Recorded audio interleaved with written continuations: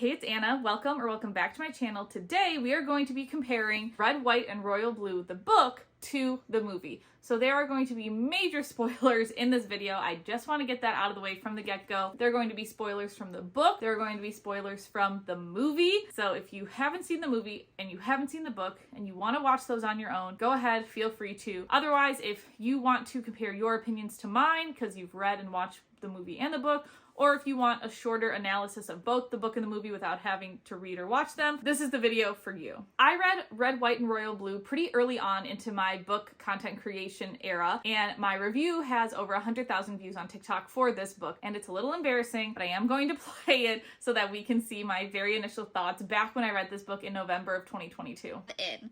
Because the line that made me tap this, and I don't think it's necessarily a spoiler, is, "Oh my God, how are you so smart and so dumb at the same time?" And I feel like that summed up my emotions until like the last maybe 50 pages about the main character. So Red, White, and Royal Blue. First of all, I thought this was YA for some reason. It's not. It's definitely not YA. I think at page 80, I was like, there's no way this is YA. So I Googled it and it wasn't. We follow the first son to the President of the United States, his interactions with the Prince of England at this time, and I did not like Alex for the majority of the book, I would say. I don't even think I still really like him as a character. I just felt like we would hear about his like drinking exploits, and then he would talk about policy, and I just felt for me that it was very confusing for him as a character. And I feel like that kind of took away me enjoying more of the story. I feel like I liked Henry more as a character, so when we would have more scenes with Henry, who's the prince, I enjoyed those more. I also thought it was very interesting how Alex's sister, Julie, and Alex's friend, Nora, interacted with him throughout the book, because I almost felt like it was the exact same thing, where everyone's talking about how like smart they are and all this, and then they're just like their language when they talk to each other isn't. And I don't know if it's because, right, they're different in the public sphere than the private sphere, but I just felt like it was so different that it was almost like two different people were speaking for them at some points. When Alex eventually gets deeper with his emotions, I really feel like he calms down like the last 100 pages of the book, and that's where I feel like it was more enjoyable. I don't know if, for me personally, that's because of how everything progresses in the book, but yeah, I don't think it was bad at all.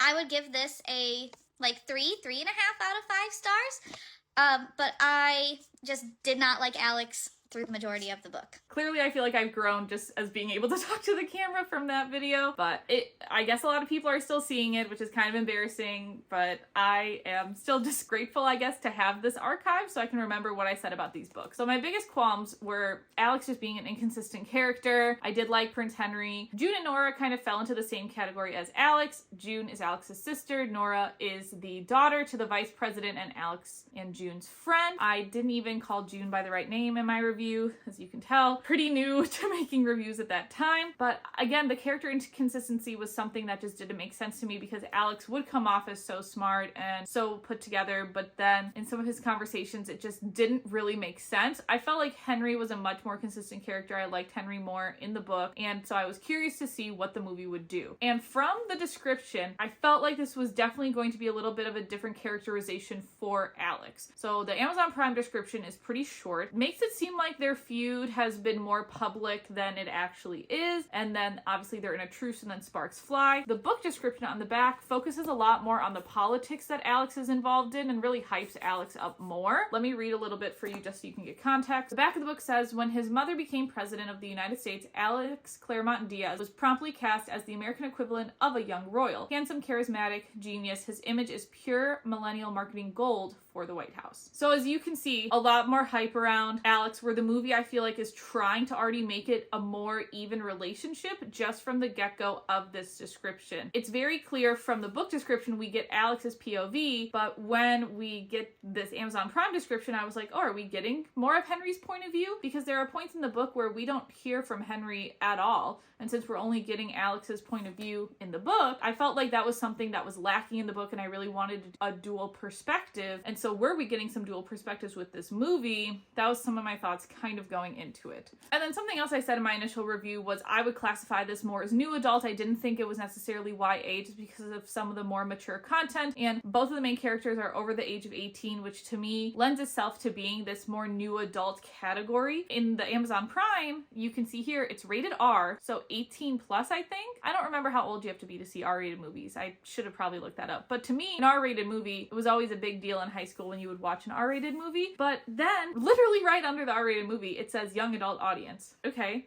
To me, young adult, YA, right? We have 14 to 18 is typically that major range. So I don't know if my age ranges are off, but it was very just interesting to see. And then we also see that this movie is classified as a comedy, drama, and romance. So again, leaning towards more, I think they're taking out more of the politics from the movie and really focusing on the romance of it all. And then this movie is rated R for following reasons. We have nudity, alcohol, smoking, foul language, and sexual content. I mean, all that is pretty accurate to the book, so I was really hopeful to see some scenes that were in the book translate almost exactly to how I imagined they would onto the screen. And then in regards to the casting of our two main characters, I feel like this was very spot on for both characters. I feel like matching the characters on the book to our main characters, which makes sense. I feel like there are a lot of eyes on this movie to be accurate to the book because it was such a beloved book and still is a beloved book. I feel like if you're gonna not mess anything up, it should be the main characters. I did already watch the movie, so I have my handy dandy laptop to just help me with notes and everything, but I am going to put up screenshots next to me for when I'm talking about certain scenes in the movie as compared to the book. First off, right away, the beginning, not accurate. The beginning, we get some introduction into Alex living in the White House as the first son, but in the movie, we go straight into a royal wedding. Two very different scenes. The royal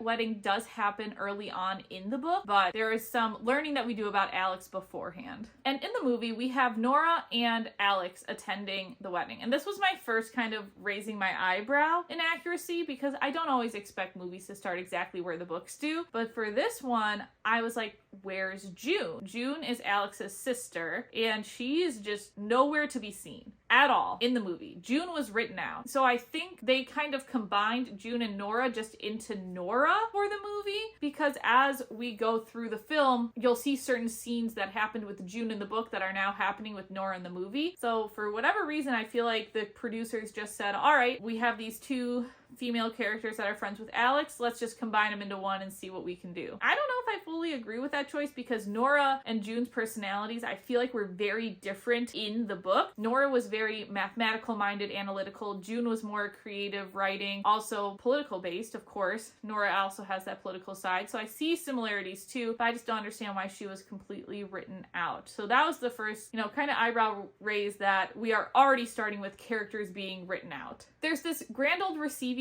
line scene where we actually get to hear from B, Henry's sister, who is in the book. We don't hear from B too much in the book. We hear from her a little bit more in the movie. So that was interesting. But also, Henry and B and Alex and Nora are having these little snipey conversations, and they really think nobody else can hear them. I'm sorry. I was like, that was a little much for me that early on in the movie. Then we get to the first conversation in the book, and instantly, one of the big differences in the book is the height between the two. So Henry is supposedly 4 inches taller than Alex in the book, but in the movie they're pretty much the same height, and height is something that these two kind of quip about a few times. So again, I do still like the casting in general, and they can't take Prince Henry and they can't take Alex out of the book and put them as people onto the screen. They have to work within, who are actors, who is auditioning, everything like that. So I get it, but I just thought it was interesting that the height was still something that was pretty big in both in the initial conversation, just something I wasn't necessarily expecting. I feel like in the book, their first conversation is also a little bit softer, whereas in the movie, the first first conversation just has a ton more tension. By 6 minutes into the movie, we're only this much through the book. I did really like the cake fall scene. I thought, of course, the cake was more extravagant in the movie than I think it actually was in the book, but I really loved seeing the cake fall. I thought it was fairly accurate. It happens on page 19 in the book, at least for my version, and I feel like that was in a lot of the promos, and it was a big deal from what I saw. So really happy that they did a really good job on that cake scene. We then meet two bigger characters that come into play. We have Alex's mom, who's played by Uma Thurman. Didn't know that until I saw the little Amazon Prime like fun facts that you can see when you watch movies on Amazon Prime, and I feel like she is pretty accurate to the book. The vibes at least are very similar. Of course, the conversations are not word for word accurate between Alex and his mom regarding Categate, but I still feel like her general presence as the first woman president of the United States fits both the book and the movie. And then we meet Zara, who this clip has been played multiple times as preview, where it's quoting a line that's on page 26 of the book, and that line on page 26 was, "Yep, and for the record, making it was one of the most depressing moments of my career." And they then add a line about how it was worse for Zara to make that fact sheet than her watching Mitch McConnell eat a banana, which I feel like was trying to make it even more relevant to today's audience, add some real political commentary in there beyond just, again, this fictional commentary where, again, we have a woman president. I hope one day that's not fiction. But the vibes from Zara I get are definitely a lot more relaxed and less formal in the movie versus the book. I feel like she's very factual, uptight, everything like that. And where you still get some of those vibes from Zara, like she is like hitting Alex with a planner near the beginning of their conversation. And I feel like book Zara would never do something like that. So again, they're taking the bits and pieces that I feel like they thought would make the best film in terms of crafting Zara as a character. And then we have Alex going over to London, and Amy, the bodyguard who is in the book, is quizzing him, but this should have been June or Nora, and I feel like some of that friendship part is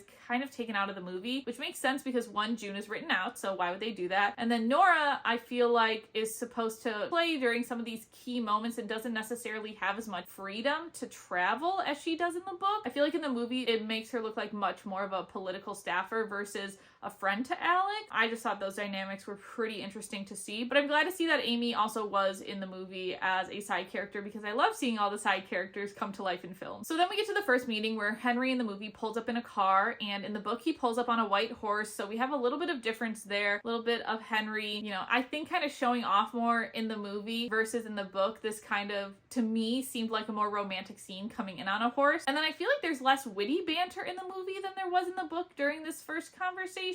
I just feel like the tensions came across a lot heavier, and when people were initially criticizing this movie for thinking there would be a lack of chemistry, I feel like it's scenes like this that were shown, and it makes sense why there was no chemistry at this point because neither one had expressed any feelings towards each other. But I feel like when you are putting a preview together for a romance movie, you should include some of the scenes that have good chemistry, and by including scenes like this or the press circuit, which comes next, you're kind of giving off the wrong vibes in the marketing. Speaking of the press circuit, I did think this added an element of comedy that wasn't necessarily in the books by having the multiple interviewers come in talking about Henry and Alex, and they're just sharing these little false facts about each other, I think kind of to poke at each other during the press circuit. So I actually did think this was a scene that if this was in the book I would have enjoyed, and I did really enjoy it in the movie. So kind of first change in the movie that I really did like. And then we do get the hospital scene, but they talk to a whole group of kids. In the hospital scene, Henry focuses on talking to Claudette, and Alex kind of overhears this private conversation, whereas that's not the same vibe that is in the movie. But what is the same vibe is that about 30 seconds after this clip, Henry and Alex get shoved into a closet because there was some popping sounds, what sounded like gunfire, and so the security detail, including Amy, had to protect the prince and Alex. And it's in this closet scene that they start to really hash out why Alex doesn't like Henry. And again, I feel like banter is missing. There's a whole little nerdy Star Wars conversation that happens in the book because of what Alex overheard when Henry was talking to the patient in the hospital, but they do get the general apology over with, and I think this is where you can physically see the ice starting to melt between the two. And then eventually they do show Henry talking one-on-one with the patient, but we don't get to hear any of the conversations, so I feel like Henry is having a little less depth in the movie as compared to the book during this time. And then when Alex and Henry are leaving the hospital, Alex is supposed to give Henry his number so that they can stay in text conversations and communicate, but that doesn't really happen as they're saying goodbye. And so I was initially worried if they weren't going to have any text exchange, because those are important in the book as well as their email exchanges. So I was a little nervous, but I was somewhat proven wrong quickly. We'll see. And then this is where I feel like I realized there were going to be some more major changes, and a whole entire plot line that was taken out of the movie is when we meet Alex's dad. So Alex's dad does eventually show up in the book, but Alex's dad and mom aren't together, but his dad is at the White House, and I was like, okay, that's weird. And after they have this initial conversation about Henry, I was like, okay, Alex was supposed to talk to his favorite senator, Raphael Luna, and Raphael is huge in the book in terms of what happens with the political campaign that is ran, in terms of how Henry and Alex's relationship is leaked to the public. Raphael is huge in the book, and he's just completely written out of the movie. So then I was worried that his dad was going to turn into this more villainous character because Raphael is gone. So I was like, well, somebody has to take place of Raphael. And then I was a little sad because we don't get to see Leo, who is Alex's stepdad. And I was like, oh, I really liked Leo in the books. I thought there were some really sweet moments between Leo and Alex, and I was just kind of sad to see it written out. I don't know why they wrote it out, but I guess that was another producer, director, creator's choice that was made. And then I'm all worried about the dad turning into this villain, but then we get this scene that is not in the book, this character that was not in the book, Miguel, who is a journalist, and I was like, okay, so he's gonna be that villain now. He's gonna replace that Raphael Luna, and Miguel and Alex have apparently hooked up. Alex hasn't really classified himself publicly as bisexual, and I feel like it's the same deal in the book where it takes him a while to get to his identity, which I feel like is a major plot point of the book that makes sense, but introducing Miguel at this time to the viewers makes you, again, raise an eyebrow like, oh, okay, so Alex is gay or bisexual, right? It's not 100% clear. In the book, it's more clear, I feel like, that he has been with women before, but that wasn't as clear in the movie to me. And then again, Miguel is the villain. You don't really know that at the time. It's just a journalist trying to get information, but because we're missing Raphael Luna, somebody has to take Raphael's place in terms of what happens with Alex and Henry's relationship going public. When I saw a text from the +44 number come up in this movie, I knew that somehow Henry had gotten Alex's number, which made me really excited because they're having text conversations. And so then I assumed that the emails between Alex and Henry would also exist somewhere in the sphere. The texts weren't word for word in the book, some were, but the introductory text definitely wasn't. But again, I think there were choices made to try to make this more of a comedy, and I think this was supposed to be one of those places where comedy was supposed to be added to the movie. When I saw the turkey pop up on screen, I was so excited because I really loved the turkey scene in terms of this being the first time that Alex and Henry talked to each other on the phone. I feel like it's important for their relationship in a place where Alex was, again, kind of getting more vulnerable with Henry. And the way that they shot this, where you could see Alex and Henry on the bed together, even though it was a phone call, and then Henry's voice was kind of modified to make it sound like he was talking over the phone, I thought was a really clever shot in the film, and I appreciated that. I feel like this scene was fairly accurate to the book. Again, nothing is a whole word for word scene in this book, but I feel like you get the gist of it enough. And then something else that I thought was interesting in terms of what's accurate and what's not is that we have this scene where Zara and Alex, after Thanksgiving, are talking about Alex's Texas memo. You learn about this a lot later in the book, and there's a lot more detail, and there's even a side character named Henry that Alex kind of butts heads with over this Texas plan. But now Alex is really taking this directly to Zara, trying to take it directly to his mom about what he wants to do to get Texas to be blue in the next election. And I really thought that was interesting because I feel like Alex in the book was definitely more on the campaign in an official sense from the beginning, tried to take the proper routes, not necessarily use his like nepotism to get up there. But in the movie, they're like, no,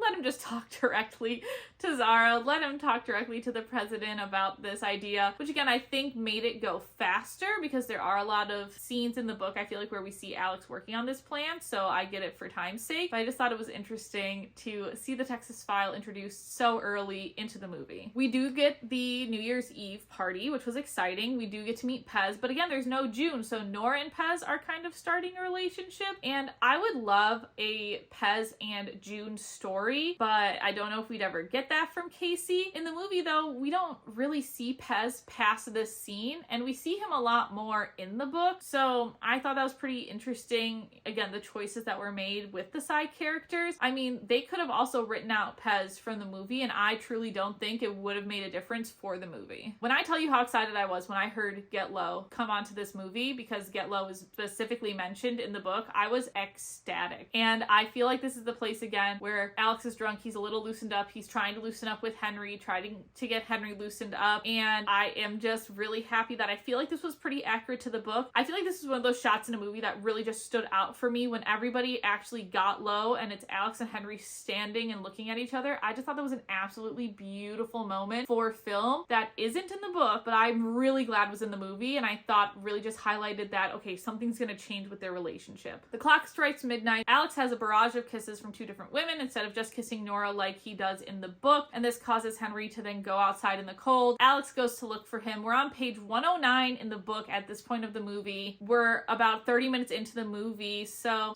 maybe like a fourth of the book, maybe a little bit longer, and we're about a fourth of the way through the film. So I feel like the pacing they're trying to keep pretty accurate at this point. And then this entire scene outside I feel like is also fairly accurate, talking about what they would be if they weren't in the public light, and then them sharing their first kiss and Henry running away. So I feel like this was done overall very well to the book. And then Nora and Alex have a conversation because Alex is trying to work through his feelings for Henry, and we kind of miss some of the cringier moments in the book for me, which I feel like is what is elevating movie Nora and movie Alex. For example, a quote that should have been in this conversation if it was Alex and June was, "Prince Henry is a biscuit, let him sop you up." I swear that's in my copy of the book. Didn't say anything necessarily like that in the movie, and so I feel like it was a more mature conversation in the movie, and also stayed consistent with Alex as a character and Nora as a character, at least for who they are in the movie. So I was actually happy to see that conversation, but I'm still missing June just as a character in general at this point. And then something else I realized is that when Miguel comes back onto the scene, and Miguel now we know is one of the two men that's been confirmed that Alex been with, I realized we're not getting Liam, who was Alex's friend that they would fool around with in high school. And Alex and Liam, their friendship kind of goes through a nice closure-filled arc, and I think it's actually a really sweet little subplot that is in the book that we really don't get in the movie, so that makes me kind of sad because I don't like Miguel. Bad vibes from him all around, but I guess that makes sense since he is supposed to be the villain of the film. We do get the Red Room conversation that happens in the book in the movie. They do get walked in on, and Amy does see like what is happening between Alex and Henry, but I guess Amy just doesn't tell anybody. In the book, nobody walks in on them. They get to have their conversation and reconnecting moment and kind of go from there. They don't necessarily talk about returning to the party after the Red Room, but they do in the movie, and we get to see the Prime Minister of the UK and once again the President of the United States, and Henry and Alex have a little bit of banter. Alex comes off a lot more confident than he did in the book. In the book, he definitely came off as a little more inexperienced, a little more shy once he was exploring his feelings for Henry, but you don't get that in the movie at all. And then Alex and Henry do meet in Alex's room, which is accurate to the book, but we've cut out the subplot of Henry being forced to go on a date with a girl for the tabloids, so that is, for whatever reason, completely cut out, which I didn't really miss that subplot too much, but again, if we're pointing out inaccuracies, changes, and whatnot, this is just one of those small ones. We do see Alex wearing the key to the Texas house on a chain around his neck, and there is conversations around this, and then in the room is also when Henry invites Alex to a charity polo match that Henry is playing in, and in the book, that is during a text conversation a few weeks later. So again, I get it moving forward for the movie, having all this happen in one scene, but again, just a little bit of a change. In the polo match in the book, there are a lot more conversations that happen, but in the movie, it's more of just like a montage of Alex and Henry getting together, Henry playing polo, Alex looking at Henry. So again, I think just to kind of move time along and to try to get through the book a little bit faster, that's why the change was made. I don't necessarily think it was a terrible change, and it made sense again if they have a 2-ish hour time constraint to kind of try to blow through some scenes and try to combine some scenes. And then we have this Paris scene where Henry basically asks Alex if they're going to make love, and we have skipped the emails, which the emails are crucial to the book, so I was scared we weren't going to have any emails at all. And we also skip over Zara spotting Alex with a hickey, which I thought was just an interesting scene. And we do get the last name banter in Paris about them comparing their last names. So you can find where you are in the book from here, but we've definitely started just skipping full on scenes once again, because we already skipped a lot of scenes with with Raphael Luna in the beginning. Now we're skipping more scenes in the middle, and I really don't miss any of those scenes, except I would have loved to see the emails be a more crucial part of the movie. And after they make love in Paris, there are deeper conversations that happen, but it's nothing word for word that's in the book. But I think the conversations that were in the movie made more sense to the movie, and I don't know how those would have translated on the pages of the book if they followed that way, but just another difference to point out. And we also skip a lot just by being in Paris. So we skip June talking to Alex in regards to the Texas file. We skip the fundraiser trip that happens in LA where June, Alex, Pez, and Henry are all together. We miss Henry doing karaoke. That kind of makes me sad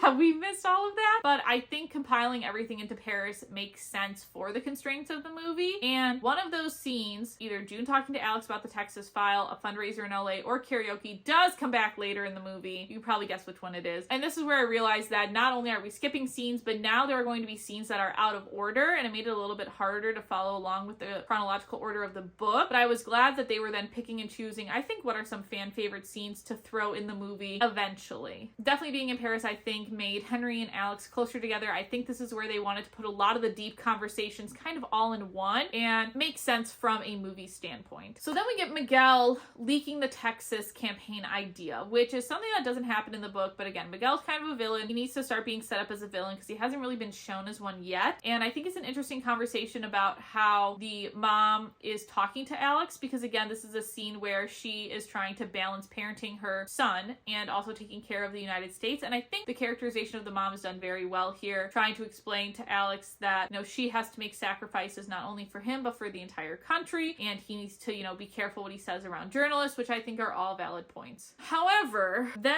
his mom is like, let me look at this Texas file, and says, okay, Alex, you're going to go to Texas and run this. That's not what happens in the book at all. Alex is involved, but definitely behind the scenes in the book, and in the movie, he's kind of placed more on the forefront, which I think makes sense because he's a main character of the movie. But I also think it's something that makes this a little bit more unrealistic, because who is going to have their son kind of go solo on campaign trips? I feel like families typically go together for political campaign trips, but who's to say? This is a movie. And then there is a montage of Alex campaigning in Texas. We hear conversations between Alex and Henry during these scenes, and I think they're supposed to be emails, but the emails really still aren't clear. And then we get to a scene where it made me realize that Alex's parents aren't divorced. I know we're an hour into the movie, and this is when I realized it, is when Alex's mom and dad are kind of cuddled up on the couch, and I was like, oh, they're still together. That is a pretty big difference from the book, because in the book they're divorced. So that was something that just completely threw me off. And we keep going more and more off the rails here because Alex speaks at the Democratic National Convention. Alex does go to the Democratic National Convention in the book. There's a huge plot point around him being at the DNC, but he doesn't talk there. So I was a little like, whoa,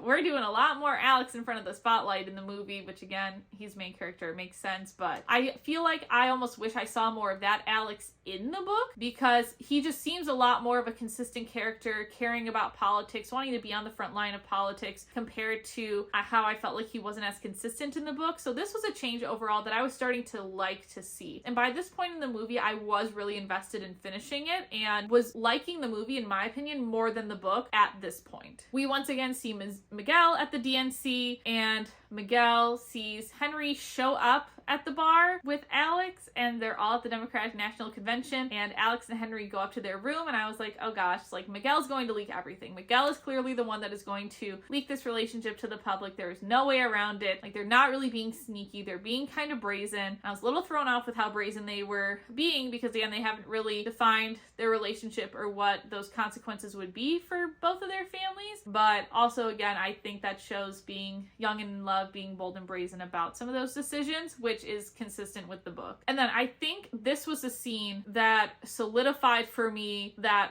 the movie was better than the book, in my opinion, because when Zara goes in to figure out who Alex was with, I just thought this was so funny. Yes, it wasn't like her character in the book, but I kind of liked, I guess, loosened up Zara a bit more than I liked the stricter Zara in the book. And her just going around the hotel room, finding Henry in the closet once again, I just thought was so funny. And her reaction resolutions to it was great, and I definitely found myself putting down the book to try to focus more on the movie at this point. I was really invested in what the next steps were going to be for their relationship, what was going to happen moving forward with Zara now having information on this. So this was the point halfway through where I was like, okay, I think I like the movie better than the book. And another scene that really solidifies that for me is when Alex decides to talk to his mom about his sexuality, because he needs to at this point, and his mother is just a lot softer. And in the movie, she even jokes that like, oh, if I would have had time, I would have put together a PowerPoint. But in the book, she actually puts together a PowerPoint to talk to Alex about his sexuality, which I just felt like was a little more disconnected and cold in the book versus how she ordered pizzas in the movie and they talk about it. And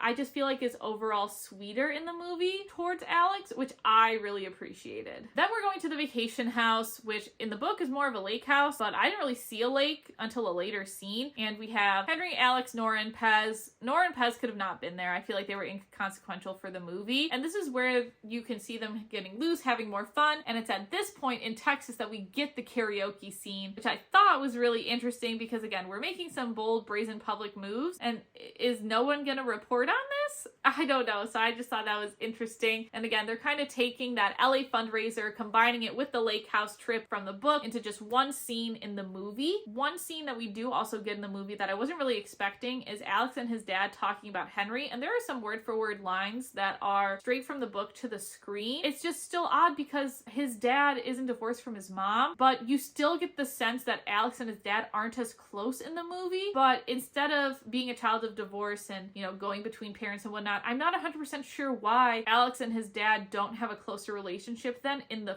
film. So that was just something that was kind of in the back of my mind while this conversation was happening. And then Alex and Henry have a conversation on the lake more about their future, which the conversation does happen in the book, but it doesn't happen like on this actual lake scene. And seeing Henry swim away from Alex was definitely something that got tears jerking in my eyes. Like, that was just really sad to see. And watching him walk away, I also felt like was really sad. But in the book, he does leave a note essentially saying, you know, that they're done. He has to walk away. And after that conversation, we go back to Alex's perspective in the book, but in the movie, we get Henry and B discussing Henry's relationship with Alex, which is a perspective we hadn't seen before, which I was excited because I wanted more of the dual perspective. And so this was an addition I was really happy to see in the movie. We do have Alex forcing his way into London after having a conversation with Nora to talk to Henry, which is fairly spot on with the book. And something that I forgot about until watching the movie was this sneaking into the museum scene. And I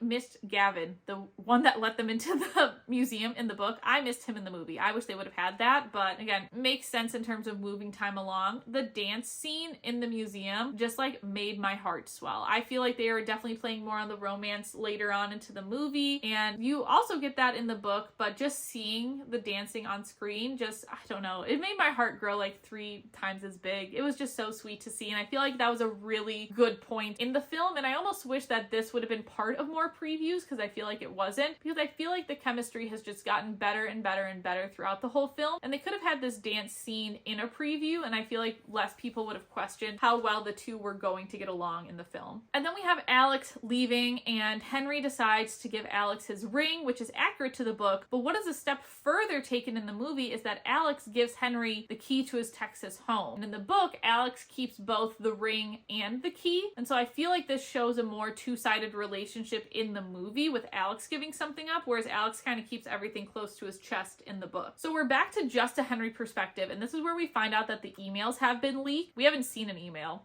I honestly forgot there were emails in this movie. I obviously knew there were emails in the book, and the emails are long and winding and really develop their relationship, and we don't really get that in the movie at all. And I wouldn't be surprised if some people were like, what emails? Because the conversations that Henry and Alex were having back when Alex was campaigning in Texas could have been via text, so it wasn't very clear. So that's just something that I wish was a little bit more clear in the film, was what the emails looked like. And supposedly there was a 3-hour version of this movie, and I wonder if the 3-hour version had more emails in it, and I wish those would have been kept in just to really highlight how enormous the leaking of the emails were, especially because the emails had a lot of in-depth information in the book, which seeing the emails leaked in the book was huge for me. Like, I remember my jaw dropping to the floor, but in the movie it just wasn't as impactful. And then after the Henry perspective, we see Alex making a speech, which does happen in the book, but Alex doesn't make a speech until after he talks to Henry. So I thought it was interesting for Alex to just go go ahead and make a speech. Not sure if there was, you know, other political people influencing Alex in the movie, but it seemed like it was more of his own decision to do that. And I don't fully know if I agree with going out of order in that aspect, but obviously it's something that happened, and Alex is like, oh, I hope Henry was watching that speech. And in the book, we know that Henry watches the speech because this is after Henry and Alex reconcile. And then I was scared that we weren't going to get a scene where Henry and Alex sit down with the Queen to talk about their relationship, because that's what happens in the book. However, we do have Zara calling Sean, and they are supposed to be engaged at this point in the book, and I don't think they're engaged at all, but their relationship becoming public, I feel like would be more impactful if we saw more of Zara, but we don't see her as much as we see her in the book. But it was still something that I was at least glad that they kept that little detail in. And then we do have Alex going to London, and Henry and B and Philip all talking to the king. Why did I not know? Why did I not know that it was a king? Because in the book it's a queen, and I was like, oh, Queen of England, like that's always what I've associated with England. And so Stephen Fry plays the king. Okay, I don't know why they made that specific change. They also completely write out Henry and B's mom, which I guess makes sense. I mean, she was important talking to the queen in the book, but they hadn't mentioned her at all, and I kind of forgot Henry had a mom. Oops, that was my bad. You know, so the comparing a book to a movie I think is interesting, because when you're into the movie, you just forget details in the book. And because I'm watching the movie, sitting with the book like this in my hand, I'm like, oh, okay, there are quite a few big differences. So we get a conversation with the king, and, you know, the king doesn't want anything to be public. He wants to deny the rumors, which is exactly what the queen wants in the book. But at this point in the book, it's when Henry's mom stands up to the queen. But in the movie, it's B being like, oh, look at all these people supporting Henry and Alex. And then Henry's basically like, grandfather king, I'm not going to do what you say. And I was like, okay, this moved kind of faster and was a little clunkier than how it was done in the book. Like, Henry and Alex going out to like greet this crowd does not happen in the book. Definitely thought that was really an interesting scene in the movie. Makes sense for the plot of the movie, but just does not match the book in any way, shape, or form. And then Henry getting to election night in the book was kind of a moment where you weren't sure if he was going to make it in time, but he's just like there during the election. And when it's announced that Alex's mom is reelected, Henry like goes on stage with the family, and I was like, is he supposed to replace Jude at this point? What the heck is happening? Like, it was just so weird to see him on stage with the family. I don't know, I guess Alex considers him family, so it's okay, but I was just like, man, that was an interesting cinematic choice in my opinion.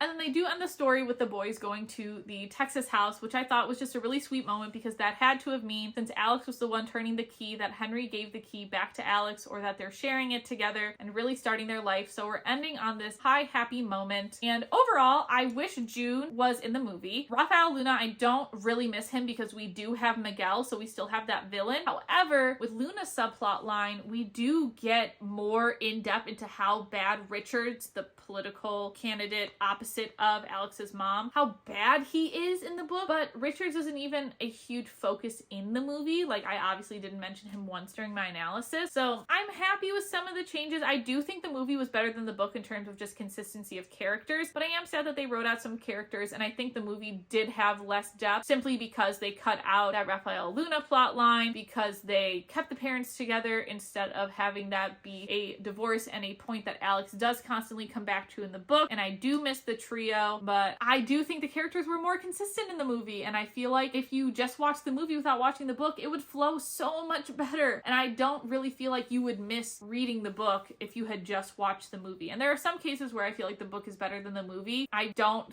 think this is one of those cases. I really feel like the movie did a very, very good job overall. I feel like the one thing that could have really elevated it for me is just having those emails in there. And I'm curious with that 3-hour cut if those emails would have been in there. So this is the second video I've done comparing a book to a movie. This was in a little bit of a different style, so let me know if you liked it. I'm curious what your thoughts on Red, White, and Royal Blue are, and I'm hoping to compare the Summer I Turned Pretty series next. And if you have any other books to movies or books to series that I should watch, definitely let me know, because this was really fun to compare.